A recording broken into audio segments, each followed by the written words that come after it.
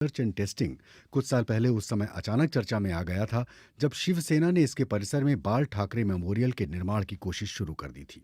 बाद में इस स्मारक की जगह तो बदल गई, लेकिन इस पूरे प्रकरण ने यह बता दिया कि हम उस व्यक्ति के योगदान को किस कदर भूल चुके हैं जिसने भारत को एक नहीं बल्कि दो महामारियों से बाहर निकालने में बड़ी भूमिका निभाई थी।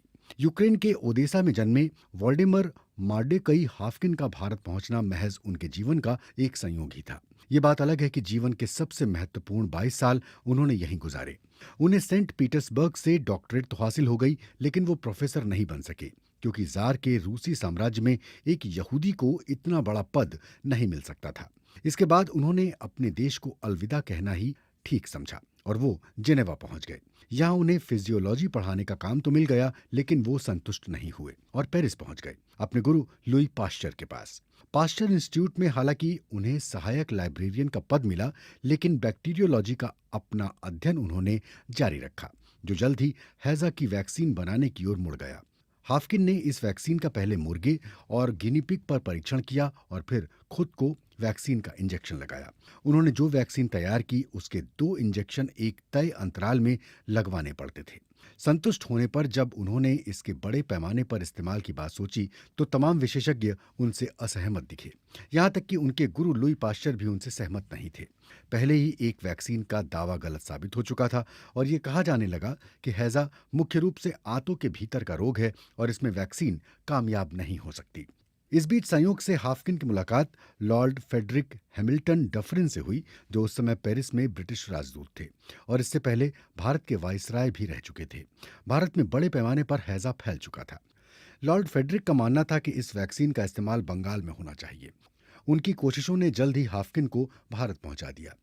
मार्च 1893 में जब वो कोलकाता पहुंचे तो कई तरह के विरोध वहां उनका इंतजार कर रहे थे।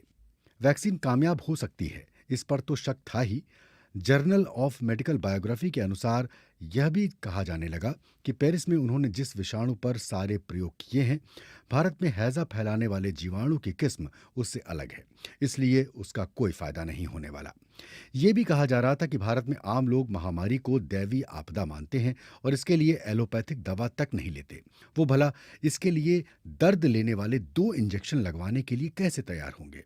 इन सारे विरोध के बीच हाफकिन ने अपनी प्रयोगशाला बना ली, लेकिन सबसे बड़ी समस्या ये थी कि जब वो बंगाल पहुंचे तो हैजा का प्रकोप खत्म हो चुका था। हालांकि अवध और पंजाब प्रांत में अभी भी इसका प्रकोप जारी था। सबसे बड़ी दिक्कत सेना को आ रही थी और सेना ने ही हाफकिन से संपर्क किया।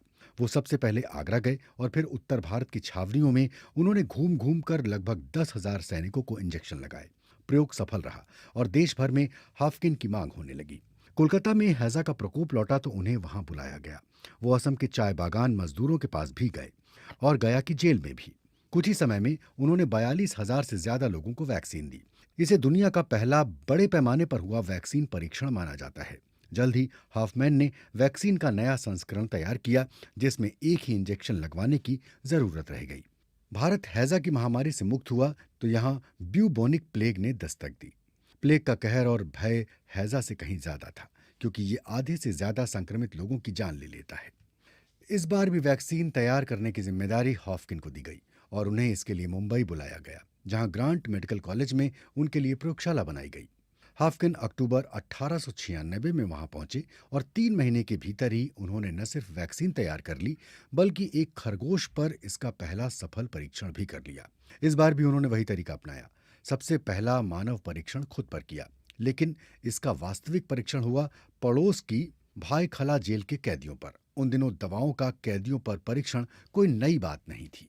इसके लिए 154 कैदी तैयार किए गए। उन्हें पहले प्लेग से संक्रमित किया गया। वैक्सीन लगाने के पहले ही दिन 3 कैदियों की मृत्यु हो गई। अगले चंद सप्ताह में कुछ और कैदियों की भी मौत हो गई। लेकिन कुल जमा इस प्रयोग को कामयाब माना गया और इसके बाद तुरंत संक्रमण वाले इलाकों में 1,000 लोगों को इस वैक्सीन के इंजेक्शन लगाए गए। दुनिया के चिकित्सा जगत में भी इस वैक्सीन को मोटे तौर पर कामयाब माना गया।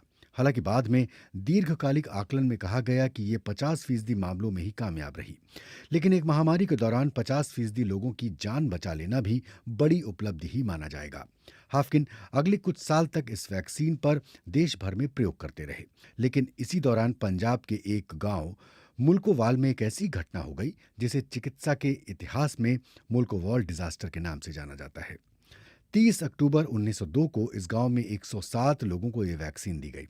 चंद रोज बाद इनमें से 19 लोगों में टिटनेस के लक्षण पाए गए और जल्द ही उन सब की मौत हो गई। इसका आरोप हाफकिन पर लगा और उन्हें बर्खास्त कर दिया गया। ये खबर इतनी तेजी से फैली कि बात ब्रिटेन के हाउस ऑफ कॉमन्स तक में उठी। हताश हाफकिन पेरिस लौट गए और वहां से चिट्ठियों के माध्यम से अपना बचाव करते रहे। आगे जांच हुई तो पता चला कि उनकी कोई गलती नहीं थी। उनके एक सहायक ने वैक्सीन की बोतल पर गंदा ढक्कन लगा दिया था, जिससे ये समस्या पैदा हुई। इसके बाद हाफकिन भारत लौटे, लेकिन इस बार उन्हें कोलकाता की बायोलॉजिकल लेबोरेटरी का निदेशक बना दिया गया। इस प्रयोगशाला में वैक्सीन शोध और उत्पादन की कोई व्यवस्था नहीं थी।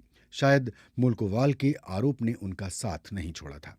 कहा जाता है कि इसी दौर में वो जैन धर्म के अहिंसावाद से प्रभावित हुए और उन्होंने पशु पक्षियों के इस्तेमाल को पूरी तरह से बंद कर दिया। प्रसिद्ध बैक्टीरियोलॉजिस्ट विलियम बलोच ने अपने एक संस्मरण में लिखा है कि कोलकाता के अंतिम दौर में हाफकिन ऐसी चीजों को लेकर झक्की हो गए थे। कहा जाता है कि एक बार उन्होंने अपने सहयोगी को सिर्फ इसलिए बहुत ज्यादा डांट दिया था क्योंकि वो एक टेप वर्म का डिसेक्शन कर रहा था। इन्हीं हालात के बीच 1915 में जब वो 55 साल के हुए तो उन्हें रिटायर कर दिया गया और फिर वो यूरोप लौट गए। 3 साल बाद भारत को उनकी याद एक बार तब आई जब स्पेनिश फ्लू की महामारी फैली। लेकिन इस बार हाफकिन उपलब्ध नहीं थे। विज्ञान से दूर वो अपना जीवन यहूदी धार्मिक मान्यताओं के हिसाब से जीने की कोशिश कर रहे थे, जिसे लेकर उन्होंने एक लेख भी लिखा, प्ली फॉर ऑर्थोडॉक्सी, यानी कट्टरता के तर्क। उनकी सफलताओं के लिए कुछ लोगों ने उन्हें महात्मा हाफकिन कहा।